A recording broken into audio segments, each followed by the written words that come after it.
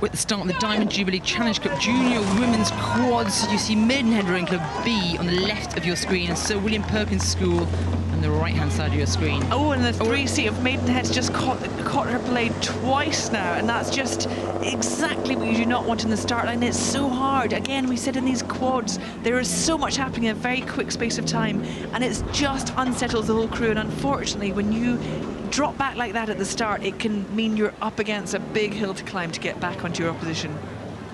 A huge moment there in the opening stages. Sir William Perkins, really the form but goes with them. So Maidenhead B were up against it, and it's just the tiniest little of catches you can lose your all.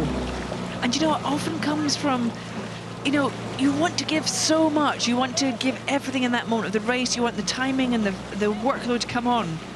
If you mistime it and if you just catch the water slightly wrongly, it can upset everything. Now, what Maidenhead has done brilliantly is come back, and actually what you see is them working brilliantly together and very lovely rhythm and timing. But if William Perkins makes anything of it, they will jump on the opportunity they've just been given. See how bouncy that water is. Our catamaran takes a bounce. There we go. Oh, stroke two. Just caught the water, and they're travelling so fast at that moment, Catherine, aren't they? It's really hard. I mean, I have to say, we've all done it at some point. We've all done it. And it's just, I have to say, the way that they can get that back that quickly is really impressive and back into a rhythm, but the adrenaline soars at that point, and you get this incredible rush, and there's a tension that can come into everyone. So well done to Maidenhead B for recovering. And Sir William Perkins almost also need to watch not to react to that moment and just get into their rhythm and their plan and move away as they hope. When you're in the bit of the boat and that happens, though, a little breath of relief. I mean, you stay in your own race, don't you? Would you have known that happened? You usually can sense, yeah. Especially in this event, there's only 2 boats in it. You know what's happened to your opposition. If it was a 6-lane course, sometimes things can get lost across those 6 lanes. When there's 2 lanes and there's nothing between you, between the 2 crews, you'll know instantly when something's happened to the other side of the draw. And you know in those opening stages, you're racing a B crew, but Maidenhead, great job to recover there. Again, the standard of this event is absolutely outstanding, isn't it?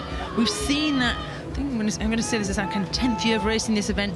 The standard of the junior women's quads is absolutely outstanding.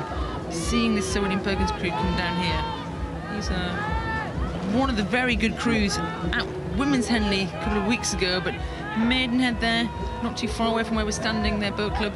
And good job to recover there. Still pretty punchy from this crew. It is, and the hard thing is, isn't it, when something like that happens on the start line, you just have a massive thing to make up. But what you still have is you still have the full length of that Henley course to race down. You still have the crowds to race in front of. You still want to put on the best form and the best race you can as a crew, and they've done so much training to get to this point. They've got to the Thursday of Henley. There's a lot to be proud of, and you want to make sure you finish it off well today.